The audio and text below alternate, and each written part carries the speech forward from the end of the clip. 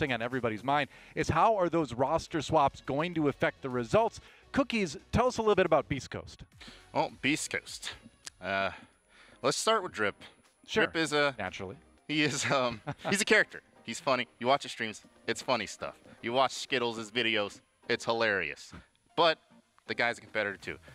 Tier 2, he's dominant. Slaps people in Tier 2. He's won CL twice. I would say FPL Queens, whatever they did last quals, the team he was on before Beast Coast, knocked out a couple NAL teams in that qualifier. So it's not like he's maybe a funny, silly, goofy guy, but you gotta take him seriously too, apparently. And of course, I'm not gonna talk about all of them. No, of course not. Man. I feel like, well, Sweater hasn't been in professional competition or even semi-professional competition for a year. That man has had to wait a ban out for the longest time. But now it's finally over, and he got called directly up to a Tier 1 roster because people understand the potential is there. We're just going to try to mold it. He's got Slashhug there to at least not to show him the ropes, so to speak. He obviously knows what he's doing competition-wise. But they're now all based in the same spot. Sweater as well as Surf, they've only ever been competing online in Challenger League competition, but now they're in a much more controlled, cohesive environment where they understand how team play is meant to bleed into the top tier of the North American League, and I'm hoping that does happen. It's just that Beast Coast, they knew they had to do a roster rebuild. They're almost like the Oakland A's, if you know baseball terms, of the North American League, and that they're never really going to go after any top players on other teams to try to help them do that rebuilding. They're going to make do with all of the other components that are still left around the league. That's the case for a couple of teams, but I feel like Beast Coast really exemplifies that idea, and they're kind of hoping that they can make do with the pieces that they've got here. Let's touch on Parabellum a little bit too. So another team, of course, that may have that situation where you kind of got the vet trying to wrangle the newer players in NAL, but touch on that really quickly because it's time to check out the map bans too, but I want to hear your thoughts real quick. No, 100%. Parabellum are without both Spirits and Melted. You got to find some players to work into that already existing system. Yeah. I think they might have found it. Wimpy for Spirits, potentially. Sorry. And then having all of those 5 players now mix up together, you're trying to not wipe the entire slate clean with the way that you got to the North American League. You still want to retain some of that, and I think the players that they've got can do it. It might not be an instant transition to success, though. Okay, fair enough. Well, it's time to see the map bans. Time to see what map we're going to play this first match on. And, you know, keep in mind, of course, there's 9 maps in the pool right now. Yeah. We had Borders, Skyscraper, Theme Park added, Coastline removed. And here we go, through the bans. And I want you to react as we're seeing these. What stands out to you immediately? I mean, there's a couple maps that we already know that a team like Parabellum don't really want to go to. They are undefeated so far on Chalet over the course of the past 9 months, so it's probably a good thing that Beast Coast decided to take that off the board immediately. Yeah. Oregon Cafe, yep, everything kind of lines up. I was curious if Beast Coast were going to keep on with the same map bans that they had back in Stage 3, but it doesn't really seem as though we're following the exact same route. No Clubhouse. I think that's a good thing for Parabellum because their Clubhouse was not very exemplary. Sure. It was probably one of their worst maps overall. No Sky. We actually get down to the last 3 maps. There will be a guaranteed new map played because all of them got down to the last end of the ban phase, which means we're either playing Theme Park or Border, and we're playing it's your on favorite map. Border. Oh, dude, it's not. So, Border, we've seen this played a couple of times so far in other regions. It's actually been very heavily adopted by Brazil so far, and they've only had 1 weekend to play on this thing. Yeah. But now we're seeing it in the North American League for the first time. We saw Coastline come out of the ban pool, and we knew it was very attacker-sided because you don't have the opportunity to, like, just sit back in a corner and wait for the attackers to come to you. Instead, there just aren't that many places to hide. So now it feels like it's a very similar map on Border, but the only difference is the color palette. It's a little bit less colorful. It's more dingy. It's a border control station. So I feel like it may play out in a very similar way to Coastline. I totally agree. I think, you know, there's a lot of power positions on Border that are still really hard to play. Half wall being probably one of the more famous ones. You literally just... Someone's going to blow you up. It's don't sit there. Yeah. It doesn't matter. You have stuff like Thunderbird and whatever, but it's not going to say, you're still going to blow up, right? And it's like CCTV. A lot of those floors still soft. You can buck in from below. It's like not a lot has really changed in terms of the verticality. I will say in the custom site, the hatch has moved, so that makes that site more playable. And potentially you can play the middle floor like kind of spread out and maybe play that as an alternative site. There's room for creativity there, and we're talking about Parabellum, who's, hey, they're pretty creative. I can't wait to see what they have on Border. I mean, Beast Coast, let me tell you, Drip, his old teams, they love Border. Luminosity, I guess it was before their Luminosity. The 92 Dream Team roster? Yeah. I could not stand playing those guys on Border. And I'm sure it'll translate to the Beast Coast. Like, it's stuff that you you just pick up and you keep it. You know, it's not going to disappear. You played the map before. So those fundamentals are still there. So you talking about Beastcoast, let's just jump into a little bit more. Let's actually break down the two teams we've got in this first series. Let's start with Beastcoast then. You know, you and I were talking a lot about this before that. You especially wanted to chat about Slashhug. Yes, so a lot of people, maybe on Reddit, maybe on Twitter, maybe you're in your local group chat, they're saying this Beastcoast team, they're just going to be maybe a little silly, a little goofy. Here's the thing. Slash, originally, way back, like 2017, Slash was known as Ashhug. Because the guys played Ash, he's played aggressive roles before. I used to play against Slash, so he'd jump out his Valk, he'd yeet a camera out and fly it out on you. The thing is, that translates perfectly to this team. He's going to be able to teach Sweater the ropes. He doesn't have to teach Drip anything. Drip's going to do it anyway. You know, it's like this team's kind of perfect for someone like Slash. Honestly, Slash is quite literally the perfect veteran for this team. And I think every team needs a guy like Slash to kind of wear the pants, you know, and tell them what's good. Right. Hopefully keep the mentals, you know, stable. That's been a problem on some teams. I mean, they look pretty chilled, right? As we're seeing a live view of them getting ready for the series. You know, we saw, no doubt, tweeting hashtag R6NAL. I'm sure that's what was going on the phone, no doubt. Yep.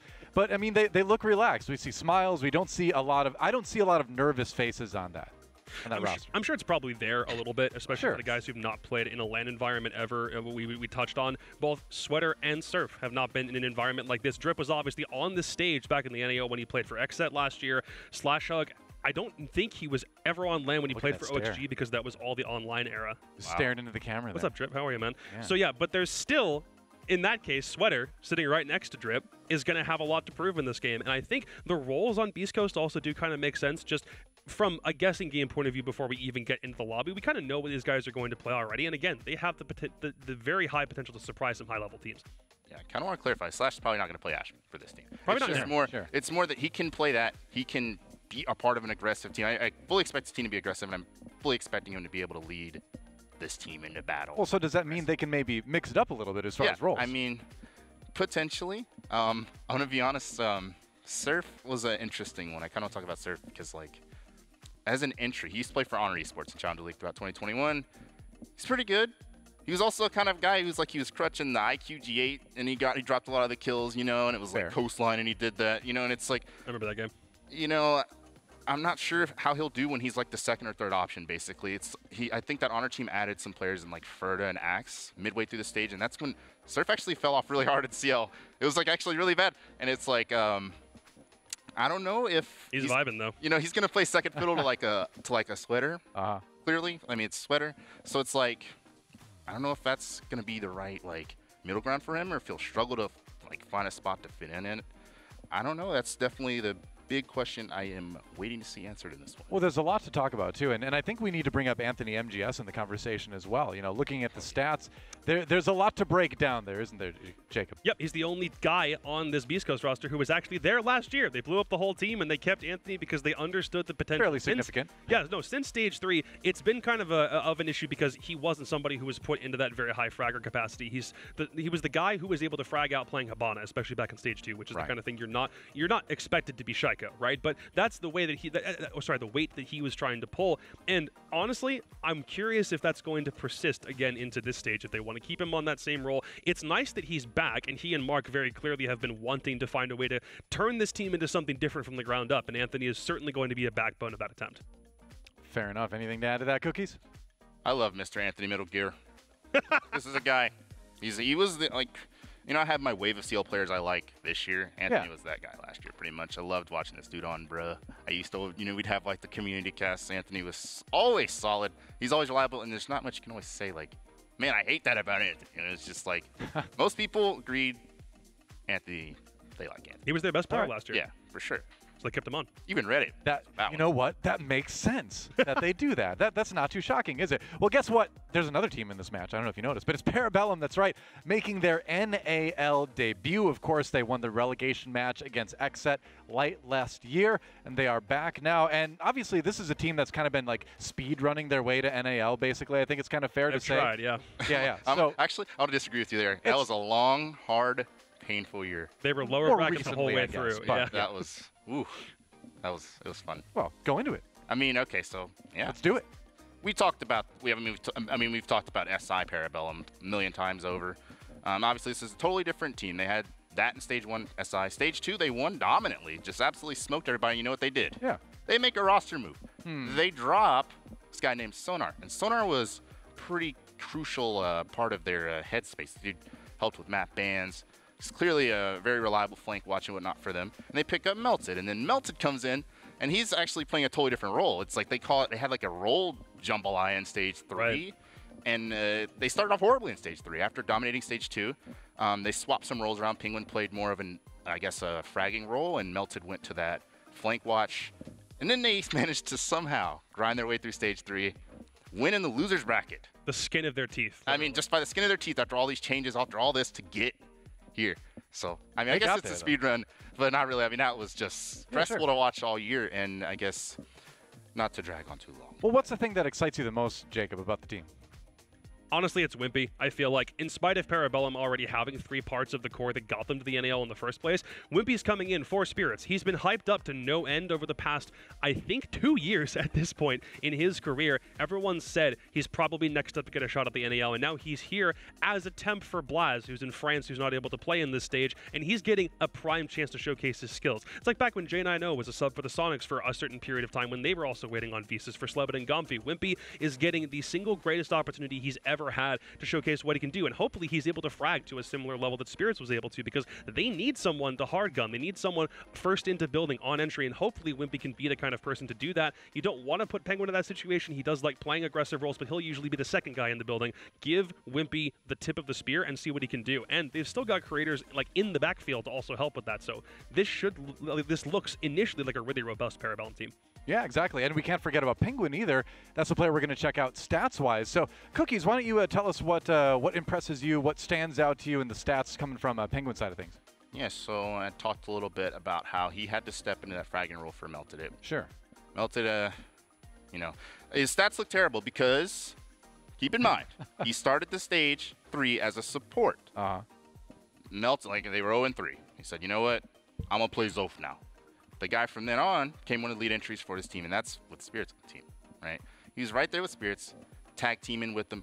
And that's also, he's kind of picking up the slack for Eska. I mean, Eska was kind of struggling as well. So you've got Melted and Eska, you're kind of like, Eska's more like a LAN player, which, by the way, this is on LAN if you didn't know. So it is, yeah, that's true. I think Penguin really picked up the slack with that role change. It's not showing the numbers, and that's why it's important to explain the numbers with context so we don't think Penguin sucks, because he doesn't suck. Penguin's a biblical exactly. player. That's the point, is that the stats tell the story, and the story isn't always what's the most obvious thing when you look at the numbers, for sure. Definitely. Yeah. I guess the other thing is, you know, I'm not sure. I kind of want to talk about creators more, because we talked about how maybe it's Wimpy that's going to step in and maybe 1-for-1 for Spirits. Sure. I think Tempo 2, creators, a.k.a. You know, that guy, he's got some interesting team history. I would say that he hasn't been on the best teams in terms of environment. Especially not that old X-Set roster. Absolutely not. I mean, that was a team that, yeah. You know, it was not the type of team that I think Tim would, I might call him a Tim. I guess because we're bros like that. Yeah, hey, that's just as impressive. You're on a first-name basis. Yeah, he's like he used to be my teammate. That's why I'm saying Tim. I'm sorry, guys. Creators. The guy needs a good team environment. Parabellum is that. So I think can maybe slot in for Spirits, perhaps. Maybe more so than Wimpy. Hopefully. Fingers crossed. All right, cool. Well, it should be a great matchup. But, you know, to have a great matchup, we also need some pretty great casters. And I think, in my personal opinion, I think you probably agree, we've got some pretty good ones. We've got Blue and Stokes over on the casting desk. Let's see how they're doing. What's up? How's it going? You're back. We're in the studio. You're literally like 20 feet away from me right now rather than across the interwebs, you know? It's great to be here. You know, finally we're in studio. We're live. We've got this awesome set, of course, a great casting desk as well. It's exciting. You know, it's a pleasure to be here. Yeah, absolutely. I mean, the seats are comfy, and that's really all I care about. But we got a pretty banger series coming up for us, guys. Yeah, that's right. And so, you know, because of that, I think it's time to make some predictions. Ooh. Right? It's, you know, it's a good part of every We're putting them broadcast. on the spot now, too. Oh, yeah, absolutely. Yeah, we got to make some predictions. I did not sign up for this. This was not in the contract. We're not putting you on the spot. You knew this was Sam. coming. Stop the lies. So, what's it going to be? We're going to make the casters go first. So, you know, I'm the host, so I kind of get to choose. So I'm going to choose Blue. Okay. Give me your prediction first here. Well, I think this one's going to be a little bit of like a testing ground more than anything for Beastcoast. Not expecting them to find an outright victory just yet inside of this matchup. So for me, it's going to lean a little bit more over towards Parabellum. They've got that core together. They've been together for a little bit longer, and I think they're just going to be a bit more consistent here today for their first match. Fair enough. All right, Stokes, how about you? You know what? I'm going to have to hang my hat on the same thing. I believe Parabellum's got a lot going on for them right now. In Beastcoast, they're just an unknown commodity. I really don't know a lot about them. Obviously, I know the players, but as a whole, I mean, they could be anything. They could be amazing. They could be terrible. But the good news is that we've got Border to find out. All right, cool. There you go. Predictions from Blue and Stokes. We'll come back to you in just a moment. Now it's time for the desk to huddle up. We got to do our predictions as well. We're going to go and start with you, Jacob. What do you think? So if we're looking at Border specifically, attacker-favored map, can't really sit in a lot of defensive positions, and Parabellum themselves were a decent team back on Coastline, which does play in a very similar way. Okay. Beastcoast weren't really able to find a groove on a map that has a very similar playstyle to it, so if only because of the battleground we're going to, and the understanding that Beastcoast have a lot more unknown variables in the pool, I'm going with Parabellum. Might be a bit of a safe pick, but to me, statistically, that's just what makes the most sense right now.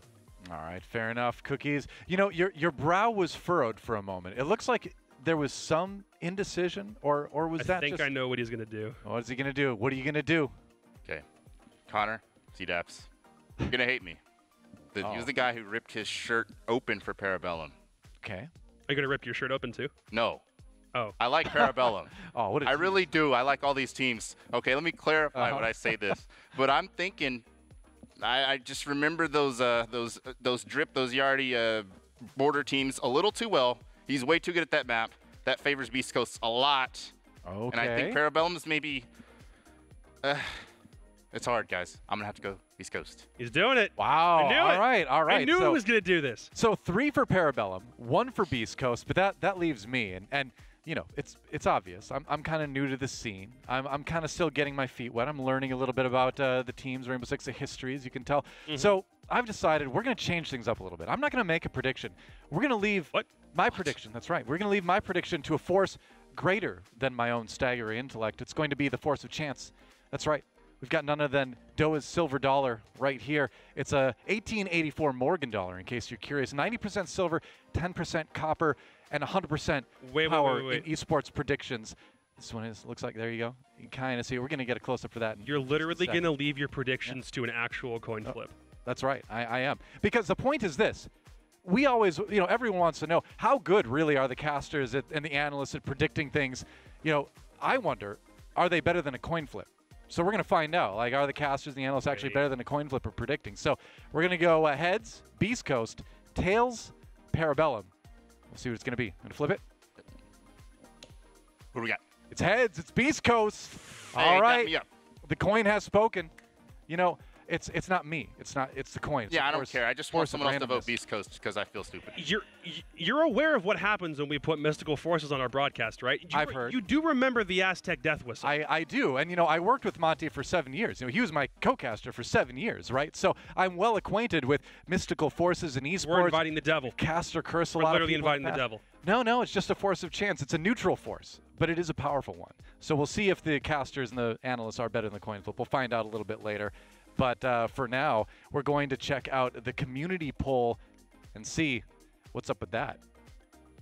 Yeah? I'm pretty sure if it's not just like a standard vote in terms of who the overall Twitter community thinks, I wonder if we've got like those selective questions again that we had back in stage 1. These were kind of interesting. Okay, I'm down for this. Which newcomer is taking the L? I see. Okay. So that's our community poll. All right, let us know. And I think with that, we are about ready to get started. It's been a while. We know there's been a little bit of a delay, so thanks for sticking with us on that. But it is time to get things started officially here at the R6 NAL, which means it's also time to toss it back over to our casters. Go ahead. Take it away, Blue and Stokes. All right.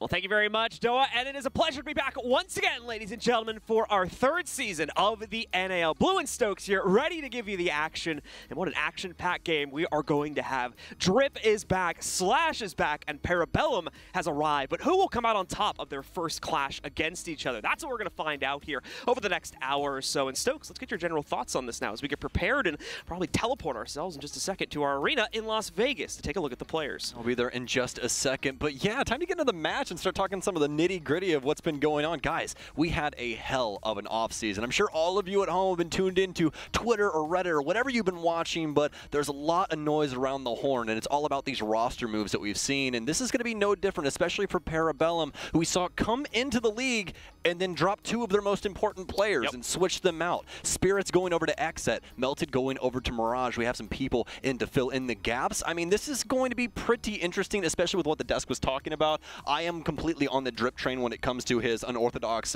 methods of playing Rainbow Six Siege. So I definitely think if there was a a spark for them to have, it could definitely be a map like Border. Well, we're going to have to see if that will indeed be the case. As aside from that, there's a lot of other great storylines playing into this one, such as, again, obviously we talked about how Parabellum had lost some of their key players, the most notable one being Spirits, but now they bring in Creators to the fold as well here, and Creators are having a lot of hope on top of them. Also, we're talking to Penguin as well, and he was saying that on Xset didn't really have a great attitude, or wasn't really being set up for a lot of success on that team, but now he thinks he's done it a lot better, thinks he's put the team in a much better, and that player in a much better position to excel. So let's head into it, ladies and gentlemen. Our first map of the 2022 season is going to be played on Border as we get into the ban phase between these two teams, and as of course you guys can see already, our first one knocked out as Flores will be eliminated. That's soft breach potential as well as the ability to knock out utility, just far too prevalent on a map like this. No Thatcher just yet, and no Thatcher are actually going to be banned out here. It's instead going to be the Ying. So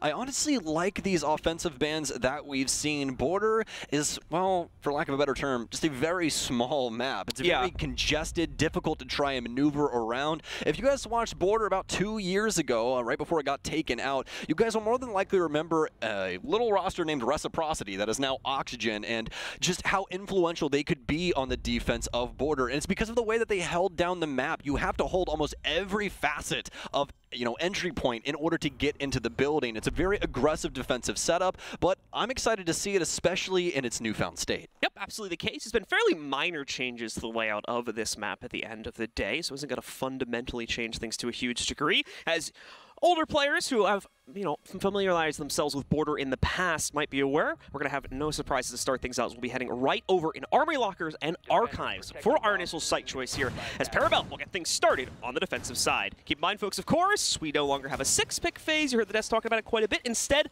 attacker repick is now in play, meaning that any one of these attackers can change their operator at any point in the next 25 seconds or so. Yeah, you thought IGLs were important before. Well, the offensive side has just gave them a whole myriad of new tools, and that, well, is every single operator in the game, because you can now drone out the building and know exactly what you want to do operator-wise, and you have the ability to pick that up. So, should be pretty interesting stuff. We'll see if Beastcoast wants to try and do anything with that. They're already doing something pretty early here, Slash moving away from the Zofia to the Buck, and if you guys don't know, Buck is amazing at that underneath destruction, but apparently Slash thinking that that might be a little bit too far, and he'd much rather stick with a 150 of Zofia. So this is going to be pretty interesting throughout the day, just to see how this is utilized by that offensive side. Slash still, of course, will have access to those lifeline charges there, so still going to be able to walk out, especially over at the West Main wall there, to be able to knock out the floorboards underneath, take out any double reinforcement that might have been brought to the table. As you guys may have noted, though, on the defensive side, not going to see a whole lot of that in play, not even any mute jammers be brought out right now. It's mainly focusing on utility mitigation overall, which is why we see, again, that triple threat combo of Jaeger, Wamai, as well as a Rooney to try and eat up all the nades that Beastcoast have brought to bear here. And you can see with this defensive setup upstairs, they're doing quite a bit of what we were talking about before. They're trying to hold Beastcoast back outside of the building. Haven't really traversed themselves towards the basement space just yet, but really not too much to do down there anymore, especially with how you can actually just plant right inside of box because it's all concrete now. There's really no nitro cells or anything that are going to be played around that space, so Beastcoast more than likely want to try and deal with this heads up, but it's going to require a lot of heavy lifting. Can see Surf here trying to look for an entry from the outside of South Balcony. Our analyst talking a little bit about him. This was certainly one of the players that we're looking to keep our eyes on because we don't know a whole lot about how they're potentially going to do in the NAL with them being scooped up from CL over the past few weeks here. Creators will find himself as the first player down, though, for Parabellum, and that will be found out by Beastcoast as they've confirmed it with a drone. Surf will actually move forward here, and there's a great cutoff from Sweater as well to punish Wimpy as he tries to rotate up through the east stairs. Beastcoast waiting for the mistake from Parabellum past Eska's death. We saw a little bit earlier, but actually no, Eska falls and Creators gets picked back up. That was a man that was downed on the balcony, so rather a different confirmation coming out from BC and some serious damage dealt to Creators, and well, no Thunderbird, so won't be able to get that HP bar back. These are going to be some hotly contested gunfights going into this last minute as Beastcoast will work their way into CCTV. Yeah, Beastcoast obviously getting themselves that opening kill, the massive damage on top of Wimpy and Creators, also something to be considered, but as far as map control is concerned, Beastcoast moving very, very slowly right now, but things are about to speed up in a big way, especially with Slash getting that second kill now against Penguin. The rotates are here from Parabellum, but they're a little bit stacked, especially here at main metal stairs. So you're going to have two players trying to watch out for pushes from Beastcoast here. Obviously, they get the wall open for themselves, and a great cutoff is found from Drip on the outside. Stops the re-swing from Kool-Aid. Surf, in the meanwhile, takes out Wimpy and one of his own teammates and Creators. Now going to try to battle this back solo with only 20 HP. A great headshot against Anthony. Makes it a winnable 1v2, but he can't find the play from Surf as he swings out with the pistol to shut down the first round. Very well done from Beastcoast here. I love the use of that timer, especially on border. With a map like this and how small it is, especially for the top floor, I mean, you can really take your time clearing up that setup on the CCTV and balcony side. You don't need to sweat it because of that exact same situation. Like you said, John, the timer's starting to dwindle down, but all they have to do is cross a balcony and they're already practically on site. They just need to get that wall open. We see that get done by the Thermite. It's been beautiful so far here from Beastcoast. I'm very impressed. But for Parabellum, going to have to try and sync up just a little bit better. That initial pick that we saw onto Creators was one that was kind of a blunder by the defense. They simply just let somebody swing in onto the break room door, and they found him on the balcony just lacking. He's paying attention to the window instead and just did not have the crossfire to be able to assist their teammate. Parabellum will need to try and tighten up those defensive positions a little bit here to avoid mistakes like that in the future. We'll see if they can do that as they now shift downstairs into the teller's site for their second attempt here. Obvious upstairs extension is going to be in play here. Lots of soft breach potential to work its way down onto the site if Beastcoast are given free reign over the second floor. So Parabellum will maintain and reinforce quite a bit, allowing for one or two of their own players to continue to rotate around here and delay that soft breach potential for Beastcoast for as long as possible in this round. Yeah, not one hatch, but every hatch upstairs, including, let's see, if they pop open the CCTV hatch. I'm assuming that he might make that for just a rotation here, but they've got some rotations across the entirety of this top floor just because of how prevalent it is to the overarching story of this site. This is one that's been changed up quite a bit, folks, so be expecting to see something new if you haven't had any experience on the new border, including this wall that we see being popped open currently by Kool-Aid. It's going to be an extended defensive hold once again for Parabellum, as well as Eska drop back down into CCTV because they're going to need the rest of these lives as Creators goes down early. Another great start from Beastcoast indeed, as Creators is found out inside of that first 30 seconds of it. Beastcoast again propelling themselves forward, Sweater being able to use those adrenal surges from the Finca in order to allow the team to have that little bit of extra aggressive capability and the ability, more importantly, to eat that extra bullet or two in a direct 1v1. Penguin has got this massive cutoff in the meanwhile down by Supply, looking to try and punish anybody that would attempt to work their way in, and Slash might very well walk into it in a second. There we go, Penguin. An easy shutdown for him. We couldn't even see it because of Penguin's POV, but he had additional support from Kool-Aid standing right on top of him if someone had found him out via a drone and tried to take him out via the windows next to him as well. And it's a fantastic combo down here with that cardiac sensor, so Eska can pay attention to everyone on the balcony, and he knows the threats that are coming into the location upstairs. Look, he's found yet another one here as they continue to traverse up top, and he still has that nitro cell in his pocket, so if Surf stands still for too long, he could be losing a lot more than his ankles here. As Beastcoast will be down yet another, and that'll go past the equalizer. Getting down here into the last minute and 20 seconds. Parabellum, though, still standing tall on this defensive side. Beastcoast stalling out a little bit here now after the issues showed up with the elimination of Slash. We can see Surf upstairs once again trying to open up entry capability for this team and, more importantly, clear out the second floor so that they can fulfill, rather, so that he can fulfill his duty of working himself over top of the site. And there we go, knocking it all open. But the problem is, as he approached the office area to be able to start doing that, another player was lost. Now Anthony goes down. Beastcoast only with 3 left alive here. Sweater, Drip, and Surf in less than 50 seconds in order to get onto the site. Nitro slow down here for Wimpy so he can make himself a rotation or fake a rotation into Passport. Could come in pretty handy here as the bottom of square is currently occupied by the Beastcoast members. Remember, only 3 of them alive, soon to be 1, but no, Surf fights back against Kool-Aid. It's down into the 3 versus 3. Surf still working those angles up top as well as a nade comes in from Sweater, and Beastcoast are starting to get some traction here in the dying moments, but they need to find a place for this plant, and honestly that might be a little bit easier than originally thought about. No nitro cells in the pockets of Parabellum Parabellum. It's all down to Eska, who has to try and clutch this up. Drip, he will be able to confirm the plant here, but Eska just doesn't have the oversight to be able to stop it. Drip not only gets the plant down, but he also gets the kill, and he's feeling himself on this NAL stage. We're not going to hear, but we can feel that energy coming out of him there as he screams to the other side. Look, we put him on like the farthest part as well, so that he could really like just echo out with as much rage as possible. And still his opponents are going to have to unfortunately hear that and deal with it every single time he clutches out around here. So once again, though, full credit to Beastcoast. Massive recovery in that round. Parabellum had it shut down nice and tight as we saw Beastcoast trying to clear out both the second floor and get some access over into the lobby that would eventually lead to Teller's control for them. But they were able to turn it back around, find those very clutch kills in the dying like 30 seconds or so, and open up enough room for them to be able to take control. I had a pretty cool conversation with Penguin about a week ago now or so, and talking about the team and that kind of thing. And he had a really good mindset for their defensive side and what they like to try and present to the other teams. I think last round was a perfect example of what he was talking about, and the like that they like to make defensive puzzles for the offensive IGL to try and break down. That was a perfect method right there, simply because of what they did downstairs inside of Customs. That's not something you're going to see every single day. It's definitely something that's a fantastic strategy with the shotgun underneath and Pulse, but the way that Beast Coast were able to circumvent that and just play the site instead by occupying square as well as taking the verticality over that, it played into Beast Coast's hands so very well. Even though Parabellum's defensive strategy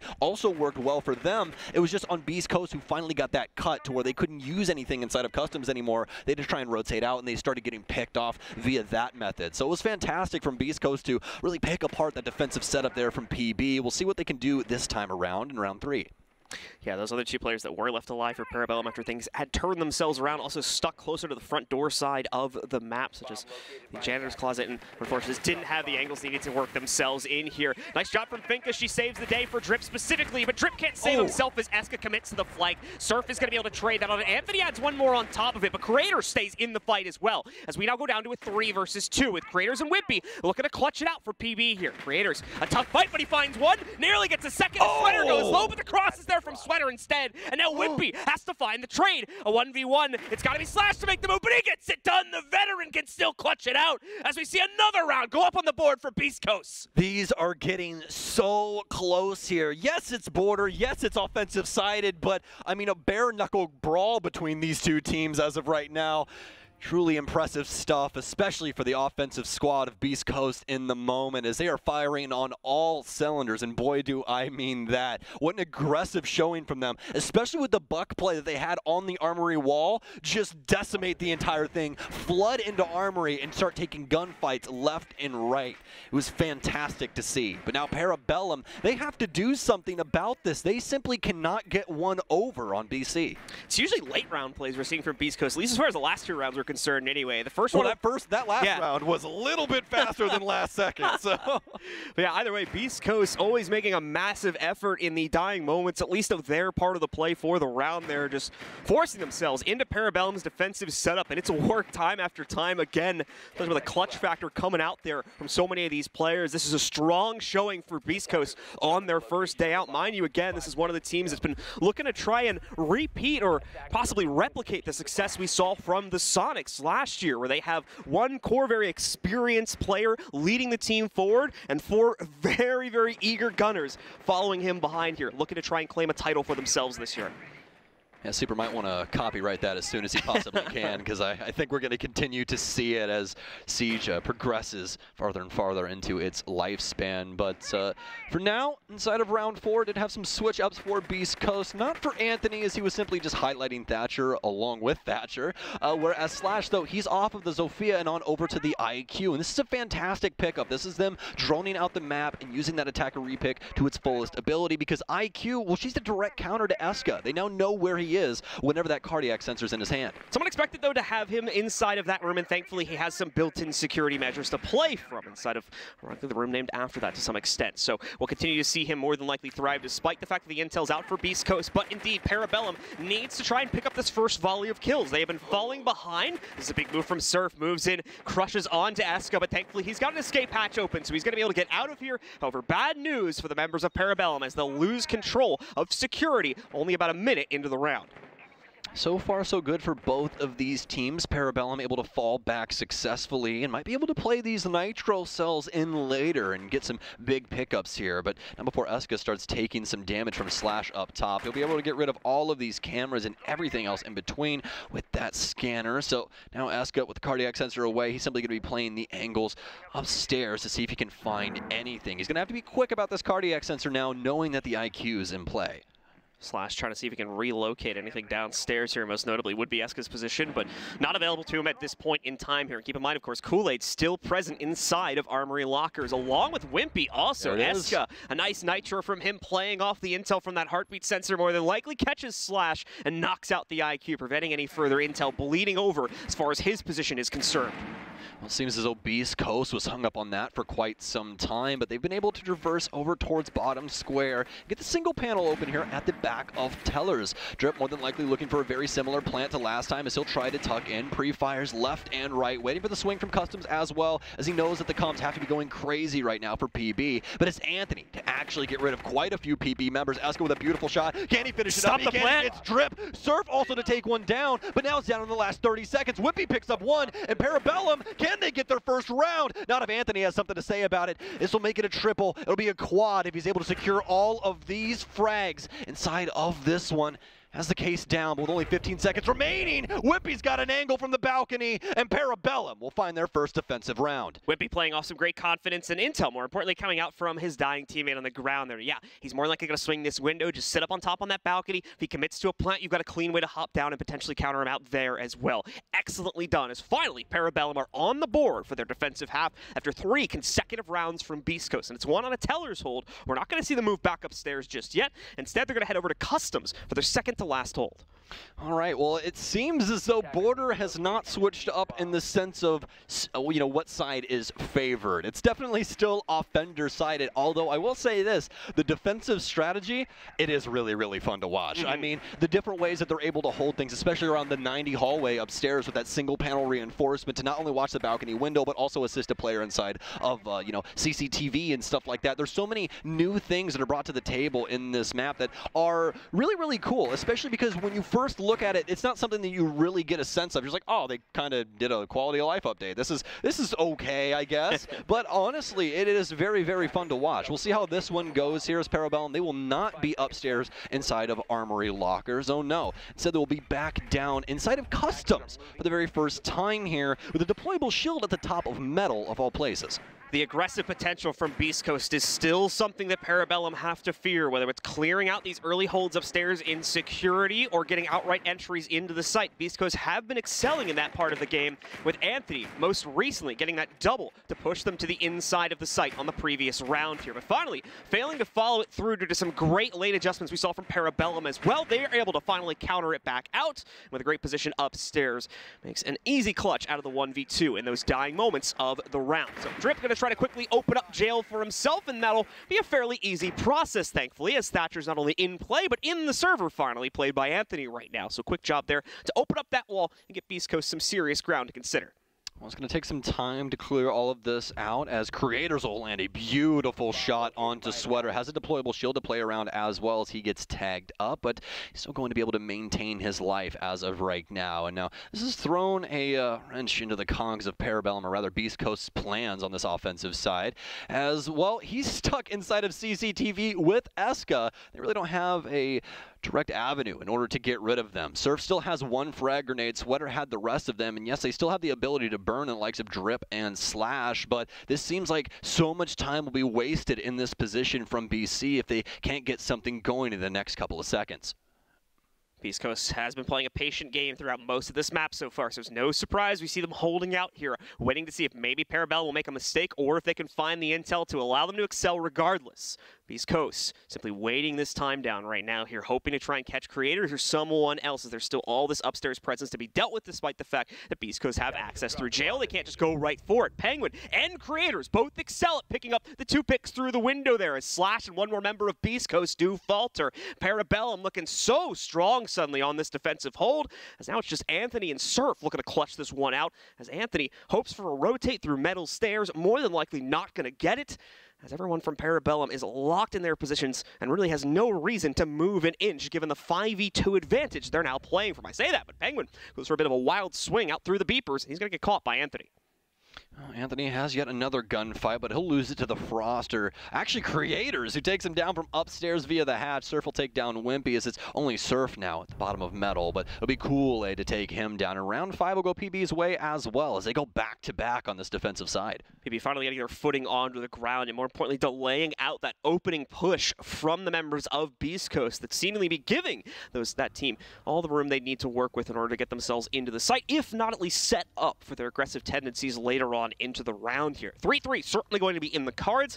We are returning to a site where so far it's been successful for Beastcoast. It's going to be the Armory as well as Archives hold for the final round of the half. And also, guys, if you do hear that audio break every once in a while when it comes to the actual in-round things, it is only on our end, so do not worry about that. All of the players at the venue still have full game audio, and it's nothing to be concerned with. It'll just reset in the next round, just like it did right now, because we have game audio once again. So nothing to worry about in that category. Either way, down to round 6 here is, well, this is the very last round of this half. Before we switch sides, and Parabellum are going to be going back to Armory Lockers, which we haven't seen them defend successfully just yet, I don't believe. No, we have not. Only seeing it played, I believe, back in round number 1 there, and they've, for the most part, stayed away from it ever since then due to the way that we've seen things change up. We are going to see at least one switch up on attacker repick here, by the way, in case you didn't catch it yourself. Anthony just locking that repick in, as he is instead going to bring the Nomad over the Thatcher, which he had originally selected, wanting to try and catch those potential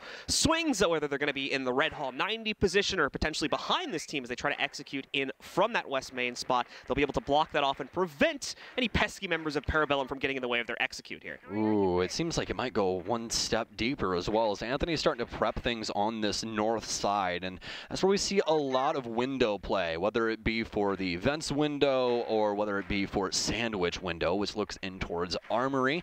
But we'll have to see. Beastcoast setting up quite similarly, though, on the other side of the map, as we'd seen from their clears previously. Penguin going to be taking a lot of heat as well.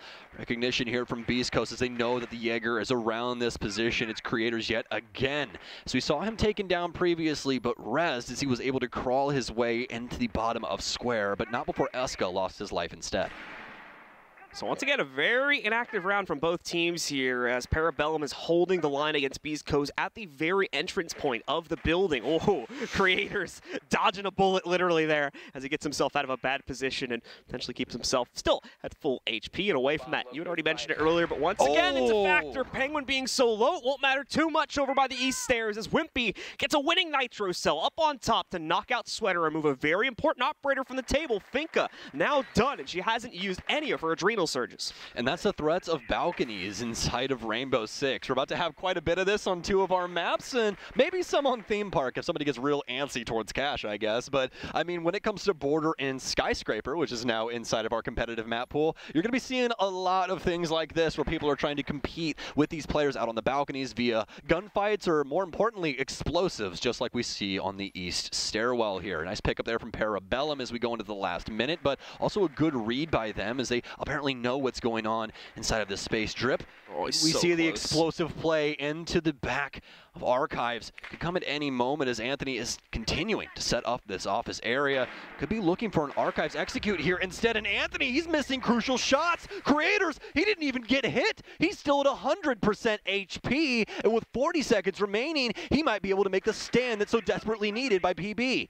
Creators is good intel to play off of here too. Pretty sure there's a motion sensor somewhere around on the inside of Archives here that is going to detect a push should someone try to hop in through the window or push out the doorway. Penguin also still holding the line. He's going to block that access point so Creators can worry about the internal office pushes, where we've already seen Beastcoast try to make one play previously. 20 seconds left, and Beastcoast are struggling even to just get into proper positioning here to make their push. A good pre-spray coming out there from Surf, but it doesn't really connect into too much damage. He's just got to go for it now, and Penguin can ignite. What a shot as he's hopping over the banister. Wimpy gets the last frag, but it's Parabellum coming back alive in the later portion of the first half as they tie it up 3-3. Just tried to keep that ball under the cup moving as they transfer it back over to the armory balcony, but it's not enough. An uncooked frag grenade activates the player inside of half wall, and some beautiful shots with that SMG-11 ring out. Parabellum tie it up on the defensive end after a fantastic offensive standpoint from Beastcoast to start us off. But Parabellum, they're able to pull it back and equalize us here as they go into arguably the favorable side.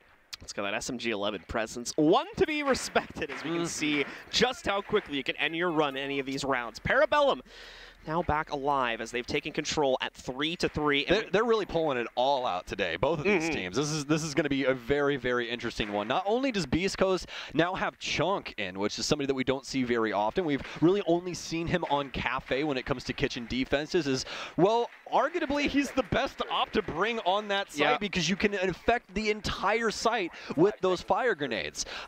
In this kind of capacity, I really don't know what Beastcoast will be going with for that. But for Parabellum, they're also going to be bringing in Osa, and we've seen her used quite a few times, specifically on Coastline, which is no longer in the map pool anymore, for some pretty creative plants. So we have a lot going on inside of this round. There's quite a bit that can be done potentially with Anthony, especially considering how many like walls and pillars you have downstairs on the site itself to bounce those pellets off of. So quite a bit here. I think for the more geometrically complicated sites, we're hopefully going to start to see teams experiment more and more with potentially bringing the Tachanka into play here. Bit of a dirty one from Creator as he uses the shield to not only get himself past that initial balcony that the members of Beastcoast were struggling with so much, but now set up peek holes for the entire east to west cross.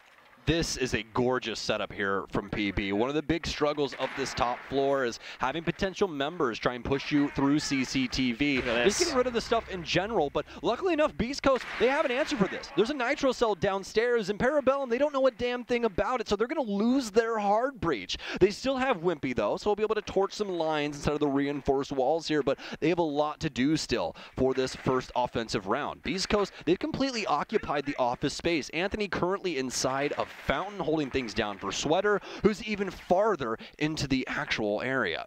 Well, Penguin does lose the additional exos. He does allow himself to get the first one off without a hitch, as I'm sure you guys at home probably caught by now. So that wall is going to be open. Full office access is available here for Parabellum. They've lost some of the Osa shields, though, so they don't necessarily have the strongest overwatch for this, with Penguin now dead and no trades so far to be found by our attackers. That's going to be the main priority for them, to try and even out these numbers, make the execute a little bit more palatable before they try to throw anyone else at this fight here. And what a catch from Sweater, as he's going to be able to knock out Wimpy, but Kool-Aid quickly cuts him off. That is going to be the player advantage maintained. Anthony as well getting away with a steal here. Kool-Aid should have had him down dead to rights, but no, it's not the case. The good news, though, once again, Creators is here to try and save the day, but Surf is there down below for just as quick of an exchange. It comes down to a 3v1 in the favor of Beastcoast, and everything's going to fall to Eska. Unfortunately, without even any case control to play off of it, he still has to make the transition down to the first floor. And now Parabellum, they're running into the same problems that Beastcoast were when it came to the latter half of their offensive side, which is they don't have any answer to the defensive setup of what's going on. It's a very, very big struggle bus for them as of right now. Parabellum thought that they were doing something magical with this Osa setup over towards the east stairs, but it was simply, destroyed with one single nitro cell, and since then they simply haven't been able to recover. So it's been hard fought, but it's still going to be a Beastcoast round either way, as they'll take the lead yet again. Surf again helping out quite a bit here for Beastcoast in these mid-round exchanges. This is a player that had a lot of eyes on him. Cookie specifically talking about what kind of performance this player might be able to bring for Beastcoast. But as far as the mid-round consistency is concerned and his ability to kind of keep the team on top of the round here, he's been absolutely fantastic for trades and getting some of these clutch kills and watching out for his teammates' backs if the need should arise. Yeah, I really like how Beastcoast played their numbers there as well, keeping that aggressive position inside of office after they get that initial pick. Wall opens up and that kind of thing, but they're not too worried about it. They will stay all the way over inside of that space and take the fight to PB, and it works out magically for them. So we'll see what they want to do this time around here as Beastcoast will head down towards Bathroom Tellers, but for Parabellum, not too much of a change up inside of their lineup, including Creators, who will still be on the Osa. So the setup goes downstairs once again here for Beastcoast as they look to get themselves closer and closer. Their penultimate round. We'll see if they can accomplish that, and Parabellum as well. We'll try and pick up the slack from the previous one. A good opener from Parabellum, but failed to follow it through, unfortunately, after that Nitro Cell threw them off of their game, with Penguin being eliminated and their primary hard breach being knocked out. Things went very, very slowly from that point forward, and unfortunately, for the most part, they walked directly into the waiting hands of Beastcoast, especially as they tried to clear out towards Office and Archives. Okay, well, the gates have opened and Parabellum out and onto the field now here inside of round 8. Some exchanging of utility as they move some other things around just to give themselves some more vision, as well as make sure that they're protected with these ADSs in as well. We're starting to get to see some new dot sights as well here, as well. All the 1Xs are now on every gun in the game. Yes, the best quality of life update that Ubisoft has ever given us for Rainbow Six Siege is upon us, folks, in Demon Vale, but sadly, won't be able to see our new operator till stage 2. Luckily enough, though, you can still use the sights in all of that. So for you who just watch the game every once in a while, that is why you will be seeing Russian sights on guns that, well, aren't Russian. So we'll see here for Parabellum now as they're going to start to work their way in. Same breach has been made. Great pre-fire from Penguin. Knew Sweater was going to try to get aggressive on the inside of the office, and this time catches him instead of becoming a victim of it. Great opening here for PB as they'll take down Sweater. Anthony, he's now having to go fishing. Has to hit the deck as well as he almost gets taken out. And they need this utility up and alive. It's so much delay in his pocket right now. Still has 12 of those, but Surf! Oh my God! Creators and Penguin, they both get taken down in the hallway. No one is paying attention to the basement as these Nitro Cells continue to rack up kills. So much soft breach potential coming out from the first to the second floor, especially in that part of the map. So these Nitro Cells are going to be a consistent thing that teams will have to deal with here. If it's working for Beastcoast, you can bet that quite a few of the other teams in the league are going to try to play this as well here. So Parabellum needs to get a leash on that sooner rather than later here. It's going to constantly plague their attacks throughout the season and throughout the stage here. Anthony, of course, has successfully made the transition back down to the first floor and is playing as defensively as he can. You can see him quickly trying to open up a rotate hole there because Eska, as well, is deleting all of this floorboard above him. So going to try and open up an escape hatch for himself and does indeed get out of that bit of a dodgy situation. And the verticality hasn't changed up too much when it comes to border. The only massive consideration really is the concrete pad that's now inside of the armory door, mostly because that's used to be where the default plant was all of the time. And it was very difficult to try and well, defend yourself on the offensive side from anyone because of how many times you got blown up from downstairs. But past that, everything else is relatively the same. A lot of soft destruction around the map, and that's what we've seen both of these defensive squads abuse up against each other. And now Wimpy, he's going for a plant, and not a single soul is even in the screen. You can see Beastcoast, they seemingly are aware, and a fire grenade will come in, but Wimpy's going to get taken down, and now it's down into the 2 versus 2, but Parabellum, they have the verticality. This is a huge problem for Beastcoast and Slash, as he will go down as I speak his name. Round 8, it's already been closed out. Such a simple solution for Parabellum. They just cool it off once it comes down to that even fight. Like, all right, just get on the drones, and like, oh wait, no one's watching the bathroom hole. Too much breathing. Oh, we can just waltz right in and get a free plant. Like, yeah, our planter is immediately a refrag because all they have to do is rotate someone in there and they have them cut off. But as you said, the post-plant positions were already locked down. They had all that vertical control opened up too, so they were able to trade out 2 more kills while their planter was lost. Very good follow-up there from Parabellum. Another great recovery. We're seeing some from Beastcoast earlier on in the series, but now it is Parabellum that does it here and ties us up once again at a 4-4 scoreline. Super, super interesting stuff from both of these teams because really it's almost seeming as though the new border, a lot more is happening through the vertical play than it is the horizontal play. I mean, like, obviously we're still seeing gunfights happen horizontally. That is how 99.9% of gunfights happen. But there is a lot of vertical play going down between these two teams, even including that post plant. Both of the Parabellum players, I do believe, were upstairs holding different angles through the floor of office. So, I mean, there's a lot of different ways in order for these teams on that offensive side to be able to get a plant down and defend. Well, same thing for the defense as well, as they're able to use those Nitro Cells or use, you know, a character like Pulse to try and get some very serious info that they can capitalize on.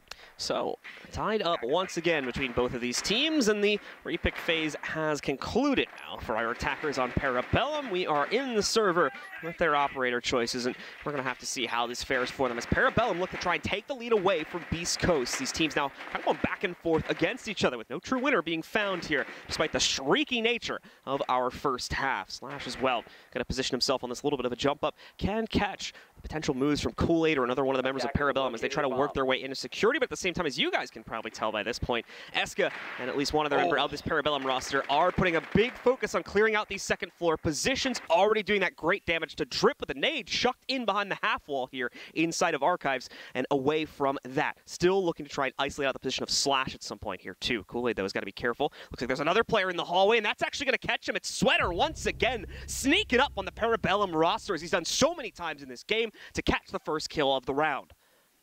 Now, Creators and the rest of PB, they have to get something done with this top floor, and it all starts with this.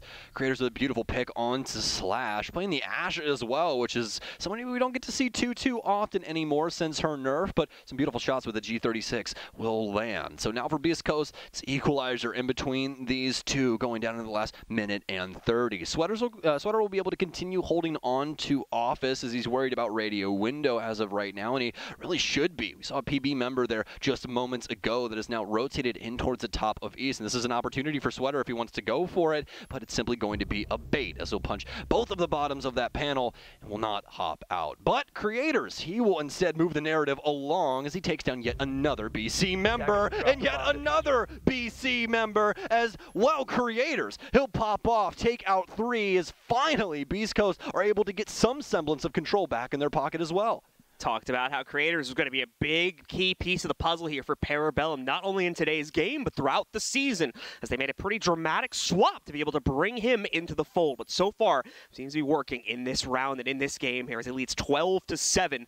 And obviously with those 2 big kills for himself. Not only that, but knocking out Sweater, a player that's become a major issue here for the Parabellum attack inside of the mid-rounds. Also, it's cleared things out. But Parabellum slowing themselves down once again, using a lot of their additional drone intel, still half the pool to play into here. And still with over 30 seconds to go in a 3v2. Time is going to start to test them, though, as we get past that point. But it looks like they're finally ready to make a move here. Wimpy looking to move in, and he's got 1 player behind him. The nades move forward as well to try to catch anyone that would be holding this forward angle. Surf unscopes at just the wrong time as he's not going to be able to catch the player. Swinging out from the inside of Tellers, and now here's the problem. Wimpy, what a great exchange. He's got to clutch it all out now, though, as Anthony has found both of his teammates. He's going to try to fake it, expects the flank, doesn't sit, catches him in small. He's got to make the play, though. Can he get him? No, he can. And Anthony clutches out a round for Beastcoast as they'll get the 5 first. Man, you really thought from what we saw initially that Parabellum were going to be able to do something with that round. I mean, Creators, what an effort from him. That triple kill upstairs especially, meaning so much to what Parabellum could have done in round 9, but it didn't matter at the end of the day. Anthony, clutch inside of the clutch situation for the 1v1 as he'll pick it up with a chunk of all things. Almost got caught off guard as well. It just seemed as though Parabellum had no idea where he was. They commit to the fake plant, step up, and, well, he's trying to push small Office, and that just throws everything for a loop. Some gunfire goes wide. He's able to get back out of the room. It was just a whole mess. But now Beastcoast, they're back in the lead here at 5-4. That's the double-edged sword, unfortunately, of this slow mid-round we've been seeing from Parabellum after they make those first few entries and kind of have brought things down to a palatable point near a 3v3 or something like that. We saw how it worked for them, as obviously they found that gaping hole in the defense, which allowed them to push the back of Bathroom and get a clean plant off there with their 2 other players ready to hold the post plant. Problem is, it looks like in that last round, didn't really figure out the intel they needed to find and ultimately just wasted a good 30-40 seconds and then had to thrust themselves into the site, not ready for the aggression that would come out specifically from Anthony. It is so crazy that I'm about to say this, but this is the first time that we've played Vents this entire time. Is it really? Yes, this is the first time that we went down to server and Vents, so, or AC, whatever you guys call it at home. Everyone's got their own comm for that front room there, but either way, it's still going to be an extended hold here for the defense as Beastcoast is worried about this top floor. They damn well should be. We saw how earlier on they were able to abuse it and get a beautiful plant down, and oh my, what a shot from Sweater. Reads Penguin perfectly, and will take down the player early on here inside of the round. And, well, Surf finding that a little funny as well, apparently. Sweater at the moment here just dancing with the Parabellum members as they try to find the entry here. That's going to be more damage trying to come out from him, but not connecting just yet. And unfortunately for him, bites off a little bit more than he can chew here. Wastes a good first minute of the round, to be fair to him, but still ultimately he's just going to go down with a 1-for-1 and some time wasted off the clock. Dastardly with these mechanics here early inside of the round, especially Sweater bouncing around that bottom floor. I think we're moments away from a beautiful clip there, but unfortunate for him, he'll lose his life down low. Now with 1:48 remaining here in round 10, we'll have to see if Beastcoast can continue this defensive standpoint, and they will as of right now. Slash will get a big pickup onto Eska here, I do believe, is be the second one to falter. Not too much going on the Parabellum side. Creators has been on this exact same balcony for quite some time now as they continue to try and find new players to try and deal with. This top floor has been completely evacuated from Beastcoast as well, as they'll just play things out on site. They've got the man advantage, and they just got to trade things out correctly. Could be a good nade being cooked here, but it looks like our opponent on the other side has caught it. Great moves coming in, I believe, from Surf to keep not only himself alive, but keep the constant presence going for Beastcoast at a 4v3. Parabellum's going to try to open things up from the bathroom side, and they'll be able to get the job done. On top of that, Wimpy will get the first entry for the team as well. Another one also going to be scavenged from Kool-Aid as he's able to find Drip. One more down as Surf tries to aggro up the metal stairs, and it leaves just the most experienced member of this team in the fight, but not for very long either. Parabellum with a swift response to the previous round's loss. They take another tie point here at 5-5. Fantastic round from them, especially the patience inside of the mid-round. I know that we've kind of been on them when it comes to what they've been doing. It's been real finicky, the way that they've been able to try and, you know, manipulate that mid-round time. But this time around, I think the patience really worked out for them. Yep. All of Beastcoast is like, hey, we're going to rotate back to site. We're just going to play this out here. And then the picks start happening from site. And it just does not stop. Beastcoast cannot get their head wrapped around this thing. And they just start losing people left and right. We even have an aggressive push up towards the second floor, up metal, and they get taken down as well. I do believe that it was, I think it was Drip, but it might not have been. Surf was one, I think. Yeah, I think you're right about that. But even then, I mean, Parabellum are playing that situation out so very well. All the way at the back of Archives, waiting for the rotation to happen. BC, it was just not time for the aggressive play.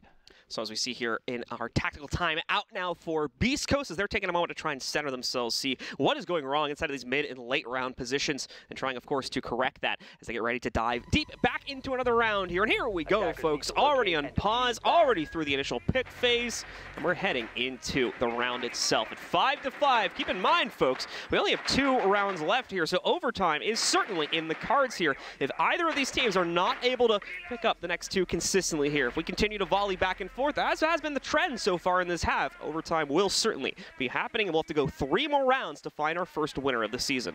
Are you saying that we're going to get overtime in our first NAL game of the season? Like it, yeah. I mean, hey, I've called a lot of maps a teeter-totter before, and Border just so happens to be one of those. So honestly, I'm here for it. I wish that we had infinite OT just so we could be here till, like, I don't know, 1, 2 a.m. But we don't, luckily enough for you guys at home. So don't crack the energy drink just yet. You can save that one for later. But as of right now, round 11 has already started off here, although it's only moments in, so not too much action going down just yet. Only thing to really call back on is that Parabellum, well, they've already lost 2 drones.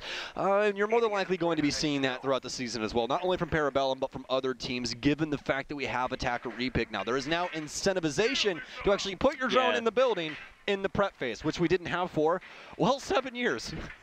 It's a long time. It's quite a big change, obviously, yes, that our teams are going to have to get used to. Defenders as well may need to come up with some new things, like maybe holding a few pieces of utility until after the round gets started or something like that. We're going to see, I think, a lot of innovation over the next few months as both defensive and attacking teams try to find ways to play around that. It's Sweater, the terror of the offices, once again striking true as he catches Kool-Aid, knocking him out. And so far, a clean kill. No one else from Parabellum even near to try and trade that out.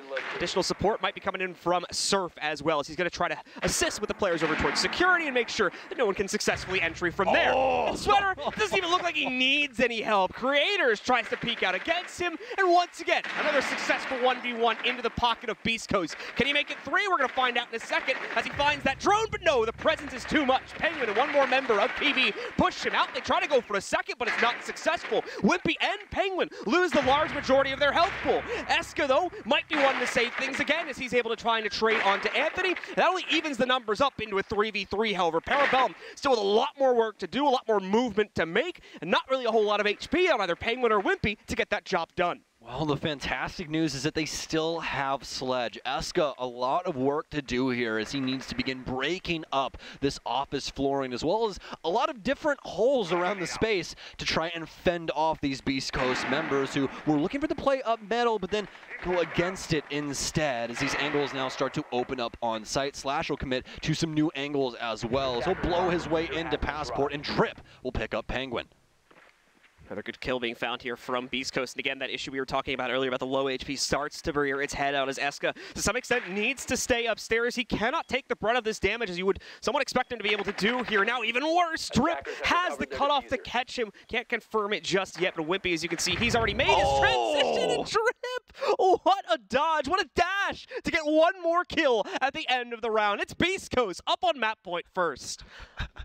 I'm sorry I'm laughing. Drip just popped off, and then Mark just started walking away from him. He's like, okay, all right. Like, okay, Drip, we get it. You killed 2 people. I'm going to take 3 steps to the left so I can save my eardrums here in a sec. Exactly. But that's the kind of energy that you want from someone on your squad. Yeah. When things like that happen, you want somebody that's hyped, because that gets you hyped. You have the energy for the next round, especially in such a grueling game like Siege, where you have long-form rounds, and you're consistently having to hold angles for such a very, very long time. You know, it sometimes gets difficult to keep yourself in it. So it's always nice to have somebody that has that motivation to stay there and fight. It's great. It's an interesting point to come into this next topic that I want to bring up real quick, because, you know, folks at home may have kind of like subconsciously noticed it.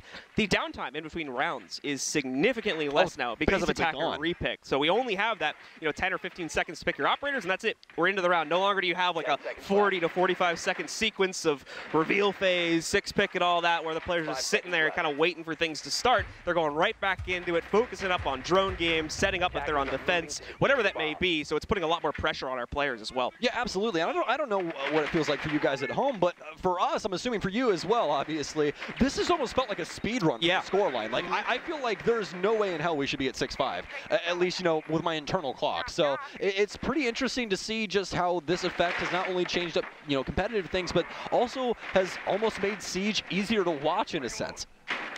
Definitely the case. So very curious to see how things are going to continue to evolve there as Slash tries to open things up with a bang this time as he attempts to catch the early entry from Parabellum over towards the east stairs. Not going to necessarily be able to line it up so much, though. So Kool-Aid's life will be spared for the time being, and we'll have some additional members of the team looking to work their way in. Overall, it just seems like an east-focused push here at the moment for PB, and Kool-Aid is feeling adventurous. He'll move outside of the stairway hall, try to get himself into a position to catch either the swings from the inside of security or anybody who might try to go around the corner from 90. Anthony would be that player, but as you can see, even he's feeling a little hesitant about it right now because of the setups that Parabellum may have done. Just every time we get any, video footage of these upstairs angles, it just blows me away the amount of different things the defense have to do to try and fend off this offense. And yet, still able to make some headway. Parabellum, they'll take down Sweater early, who has been a thorn in their side for some time, but now PB, they're starting to heat up. Slash will go down, but does the rest of the roster have something to say about this? Anthony almost with a beautiful shot, but Kool-Aid will take him down instead. It's a 5 versus 2 as Drip will finally fire back. Parabellum would finally lose a member as Kool-Aid will try and work his way in through Office. Surf, the only other member here for Beastcoast, as he'll tag up Creator. Still so much time for PB to drone out this situation as well, but it doesn't seem as though they want to do that, and now they're losing so many bodies, John. Everybody's dying. Drip is outside. He jumped out of vents in order to get that kill, and Surf gets wimpy. What is happening to Parabellum? What a turnaround again from Beastcoast, and they're about to shut it down. Eska's scared to even drop, and he should be because Surf is waiting for him. What a first game. What an entrance into the NAL as Surf goes huge on so many different rounds to hand their first game of the season, their first official as a team, right over to them as Beastcoast take control of border 7-5. That was fantastic from Beastcoast, especially Drip right there. Not only did he hop the window to get that frag, but just think of how unbelievably distracting that man is. Just sprinting around the outside of the building as Echo, as everyone is trying to figure out exactly what they should do. Should we push site? What exactly is the next method of attack? and they all fall to pieces. Everyone's walking into these situations in no man's land practically. There's zero information. There's nobody to back them up. It was just very poor decision-making from Parabellum, especially when you have the man advantage. Oh my God, you have the man advantage. There's a minute and 20 seconds left. Stop walking. Just sit outside and drone. Parabellum is just like too slow for their own good in some senses here, as we're seeing them trying to analyze the situation, trying to lock down these players. But as we talked about in the pregame there, Beastcoast are not that kind of a team that's going to lock themselves into a bunker and just wait for the time to deplete. They're going to go wild. They're going to go for swings, and that's exactly what we saw from Drip hopping outside at one point there on top of getting other kills, and Surf too, constantly playing around the metal stairs area, going back down onto the inside of the site as well. Just such an unpredictable playstyle. And the fact that 3 other teammates were dead to some extent helped them. It gave them more real estate to play with, more unpredictability added to their playstyles. They didn't have to worry about walking right into a teammate or potentially encroaching on someone else's setup. It was absolutely wonderful. And what a comeback from Drip as well. He was a little bit lackluster inside of quite a few of the rounds leading up to those last 2, but he completely took control there and clutched it out not once, but twice to allow for Beastcoast to take this game at the very edge of regulation. You guys know what that means. It's Drip season, baby. Beastcoast is coming back, and not only that, but he's coming back with a vengeance. Although, guys, we have a break right around the corner, so it's been good. It's been fun for the first game, but we will see you in a couple of moments.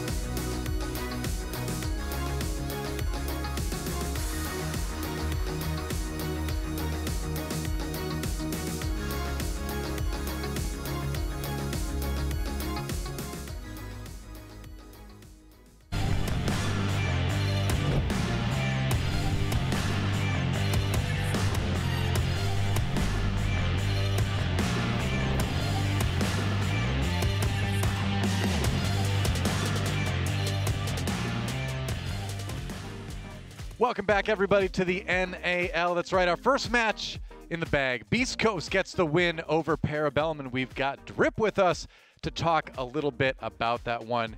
Drip, are you out there? Can you hear me? Yes, I can. Can you hear me? All right. Yes, we can hear you just fine. So congrats on the first win of the season. Now, of course, obviously, there was a bit of roster shuffling going on. So my question to you is, how were comms first time out? Obviously, been practicing a little bit together, but was it as clean in game as it was in practice? How'd it go? Yeah, it was pretty clean. Unlike Parabellum, who has 3/5 of the same players have been playing together for about 20 years, this was our first game ever together. And it was a pretty sloppy game, but at the end of the day, the dogs come out on top. And, I mean, the comms were good. But we got to play a little bit better if we want to do better, because PB's bottom of the barrel for a reason. We're not trying to be with them.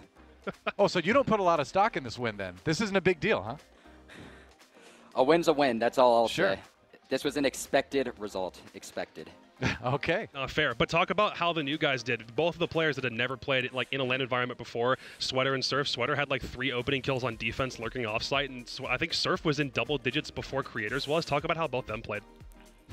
Yeah, so Sweater, we all know, was going to be a good player, but a lot of people doubt Surf. And I've teamed with a lot of players in this game, a lot. And Surf is one of the most mechanically gifted and talented players I've played with. I mean, he wouldn't be on this team if he sucked. You know, this team had first picks on all the free agents you can think of. To all the doubters out there on Surf, I hope he showed y'all up today. And you know what? This wasn't even that good of a game from Surf. I expect way more from him in the future as his teammate. This is just the beginning for him. So, you know, they stayed cool. It's just a video game. I told him that coming in. Look who you're playing, bro. You're playing your friends in a video game. What's there to be stressed about? Just have some fun, and we had fun, too. We had a good time, and winning's fun, so. Well, I want you to kind of elaborate on the you expected result, because I actually wanted to ask you, you know, PB's playing without Blaz. That's apparent. Is that part of the reason it was expected, or do you think you could just kind of slam those guys with Blaz too? Wimpy's better than Blaz. Who is Blaz? Whoa. Blaz is some European kid that got relegated. You know who else got relegated? Creators. So at the end of the day, I don't care if they have Blaz. I don't care if they have Bolo. You know, like, come to this region. Every European player who's come to this region has sucked. So you know what? I don't expect Blaz to be any different. All right. So we're going to let you go in a moment, but one last quick question for you. You have a lot of confidence, obviously. Why wouldn't you? But do you have enough confidence to give us a prediction as far as the Beastcoast scoreline for the rest of the series, rest of the stage? What's it going to be? 9-0? 10-0? Maybe, you know what? I think the way I'm talking, I think I'm pretty much Lebron affecting us. I know Cookie knows what that is, but I don't think we're gonna win a game the rest of the stage. But I will say, Troy Canadian, you're next on my fraud list. You're next. Oh, okay. All right. So, you know, I like the confidence, but I also like the realism, and I appreciate you dropping by. Thanks a lot, Drip. Good luck with the rest of the stage. Maybe we'll see you again soon. Thank you. All right, so there you have it, ladies and gentlemen. Drip from Beastcoast getting the win. And you know what? Who else got the win? The Force of Randoms, the Force of Chance, the coin also was correct in its prediction. Only the coin and Cookies got it right. Kind of shocking. Jacob, do you want to maybe break that down? You're going to have to take responsibility for that damn coin. It's already my nemesis. Like, I refuse to be beaten by a piece of metal. This is not happening. I'm not losing to that thing.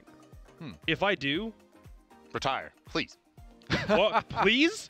He wants a permanent spot. If you lose to an inanimate object. To stop impersonating the lower half of Reddit. I like, don't give them a voice. This is not the time. I mean, if nothing else, it did prove the point about Beastcoast coming out of the gate swinging, being an unexpected force, having something to prove. We knew that going in. Whether that could happen against like a team in the top 5 of the North American League, completely different story. But against a Parabellum team, both of which had some very obvious role questions that needed answering, that's still a really good win from them. Well, let's check out some of the stats from that match and kind of talk a little bit about those too, because obviously a little bit on the Beastcoast favorite side of thing. But anything really stand out to you, Cookies, when you take a look at the numbers? Well, Mr. Drippy talked a lot about Surf already. I will say I wasn't being a Surf hater because I predicted them to win. Like, confident in them enough to predict them to win. But I did think that I was originally thinking, hey, it would be Sweater that outshined Surf, but it's the other way around. Surf was just biblical today. Perfect on entries. Wow. Sweater, I will say he went 4 for 4, like Wendy's.